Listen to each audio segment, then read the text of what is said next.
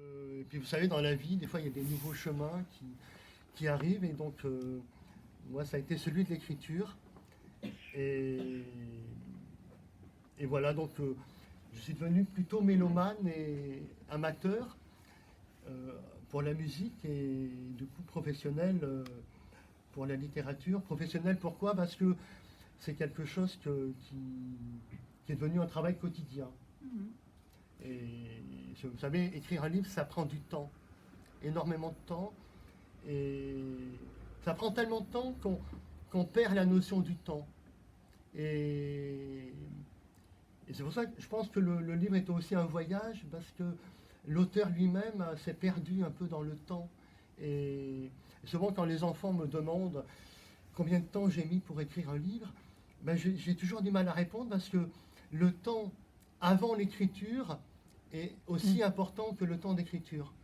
Et le temps avant l'écriture, c'est pas un temps qu'on peut quantifier, puisque voilà, ça fait partie de la vie. Et donc il y a cette magie que j'aime beaucoup finalement c'est comme une grossesse, hein, on porte à maturité quelque chose, et puis le moment où ça sort.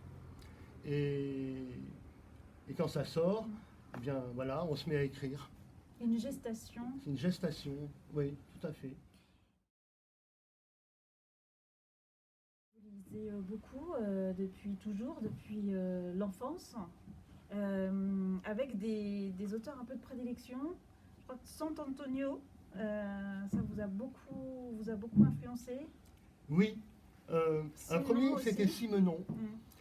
Et puis un jour, il y a un ami qui passe à la maison et il oublie un livre, et c'était un livre de San Antonio, et je ne connaissais pas du tout. Et alors j'ai lu ce livre. Vous connaissez tous San Antonio et de l'argot avec cette langue truculente, rabelaisienne.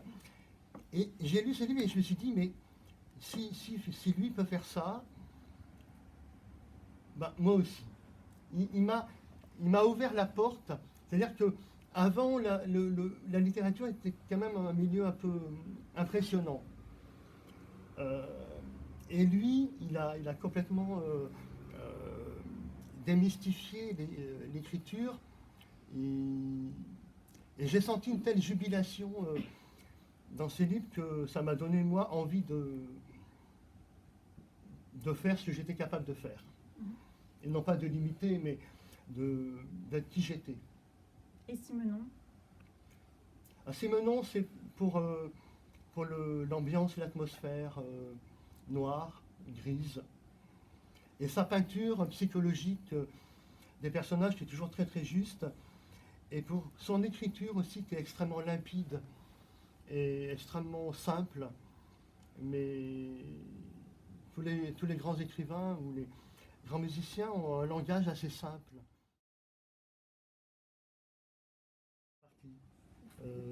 Et quand vous faites des pauses, c'est de la couture. Ah ouais. Oui. Ah oui, ça c'est. Je dirais que c'est mon yoga.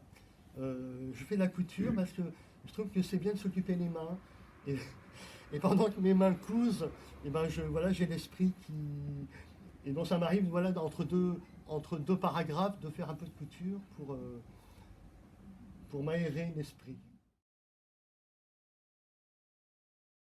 Vous avez écrit plusieurs polars, mais vous avez aussi écrit de la littérature jeunesse, Le violoncelle poilu, qui a été adapté en pièces.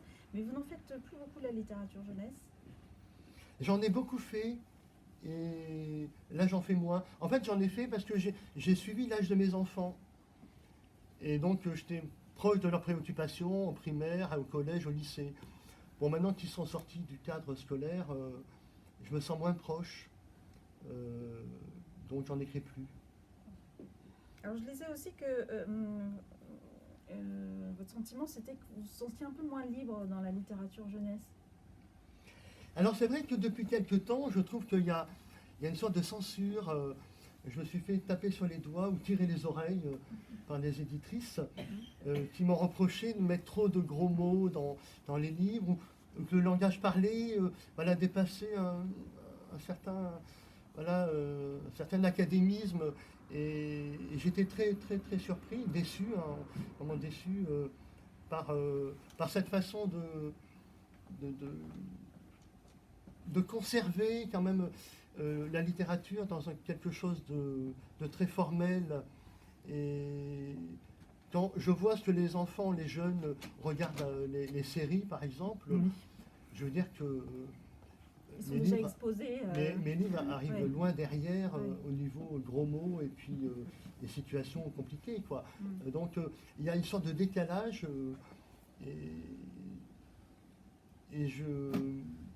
ça fait 4-5 ans, voilà, une sorte de puritanisme qui est revenu un peu dans les maisons d'édition jeunesse. C'est mon avis, hein, voilà, ça n'engage que moi. Les Cendres de Marbella. Les Cendres de Marbella, prix lycéen hors concours, c'est ça, Oui. en 2017, et prix Place aux Nouvelles en 2018. Et puis Le Gardien du Temple, qui est la suite du premier. Alors là, l'écriture, elle claque. Il y a une vraie écriture, ça claque, c'est mon impression d'entendre, je sais pas, c'est du rap ou du... Mais il y a une vraie écriture. Comment vous l'avez travaillée, cette écriture?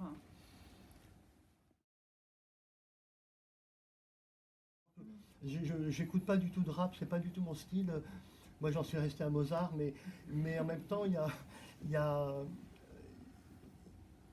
le personnage du coup a entraîné un rythme qui était vraiment la marque de fabrique du personnage et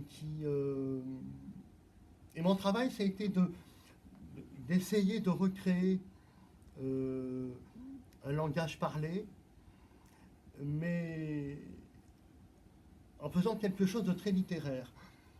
C'est là où, voilà, où ça a été un travail extrêmement difficile, de jamais tomber, j'espère, dans la vulgarité, dans la gratuité du langage, mais que tout ça soit extrêmement travaillé, vraiment de façon extrêmement précise, où j'arrive à ne pas être bavard et à être efficace.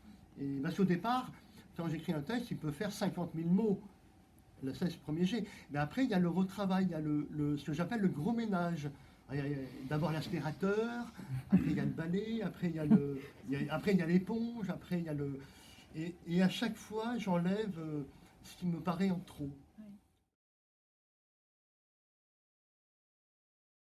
Je veux dire qu'ils n'auraient aucun problème pour s'imposer. Hein, ils ont du matos. Mais donc, ces zones de non-droit, pour moi, sont une invention. C'est quelque chose dont a besoin le centre pour pouvoir exister. Et cependant, voilà, c'est toujours ce schéma que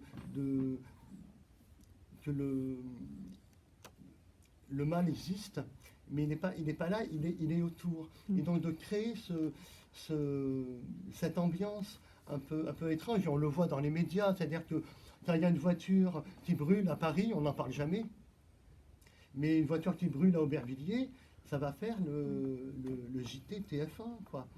Et donc ces jeunes vivent avec ça constamment. La PMEDIC pyramidale, avec des lézardes dans le béton. Ça commence par en bas, comme toujours, et on veille au sérieux des débutants. Pas de fausses notes, pas même un rot de canard. Attirer les flics dans la cité, c'est un motif de licenciement. Faute grave. Les mômes qui veulent palper leur ticket de 50 pour un taf de sentinelle doivent assurer, sous peine d'être rayés de la liste des choufs, ces races de guetteurs. Moi, à 12 ans, je montais la garde au point stratégique de la cité. À 14, j'étais chouf mobile. Je tournais sur un scout pour donner l'alerte à l'arrivée de toute caisse, craignos ou suspecte, ou des keufs. Après, je suis passée au 2e grade de chouf, vigile physionomiste. Surveillance pas seulement des alentours, mais filtrage de l'entrée des clients dans le hall. Je faisais 200 par jour, plus kebab ou McDo offert et livré sur place. Aux heures de pointe, c'est file d'attente, comme à la CAF. Mais vous avez rencontré des jeunes qui ont lu ces textes-là. Quel retour vous avez eu? Alors au départ, c'était un texte que je voulais publier pour les jeunes adultes. Et donc là, je me suis heurté à une censure de certains éditeurs qui m'ont dit non, non, c'est pas possible. Alors je l'ai fait chez un éditeur normal, adulte, c'était Antidata. Et le livre, je ne sais pas par quel hasard, est arrivé dans les mains de lycéens ou de profs. Et donc là, et donc il a été plébiscité. Et donc j'ai rencontré des lycéens et qui m'ont dit textuellement que, enfin, que grâce à moi, déjà ils avaient pris plaisir à lire un livre, que ça parlait de thèmes qu'ils ne pouvaient pas aborder ni dans leur famille, ni avec leurs professeurs. C'est quand même le thème de la drogue, quand même en France, est tabou. C'est-à-dire que soit c'est le truc monstrueux, soit... Enfin, voilà, c'est pas... L'État français ou la société française ne considère pas cette question de façon sereine. Et donc les jeunes, par rapport à ça, ils ont beaucoup de mal à trouver un interlocuteur. Et avec ce livre-là, ils ont trouvé quelque chose qui leur parlait des choses directement cash.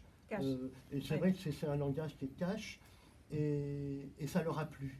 Et pour moi, c'était vraiment un grand cadeau, puisque j'avais réussi mon coup. C'est-à-dire que on ne voulait pas de moi, mais j'ai réussi quand même à atteindre le public que je voulais. Donc voilà, le truc est gagné, quoi.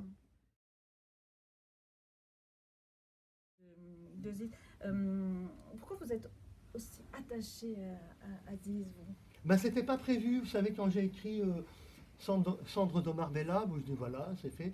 Et puis j'avais encore sa voix dans ma tête. Donc bon, ben, j'ai dit hop, on va en faire un autre. Et puis voilà, ce personnage, on apprend aussi à connaître ces personnages, c'est-à-dire, et ben du coup, voilà, ça, il m'a entraîné vers d'autres.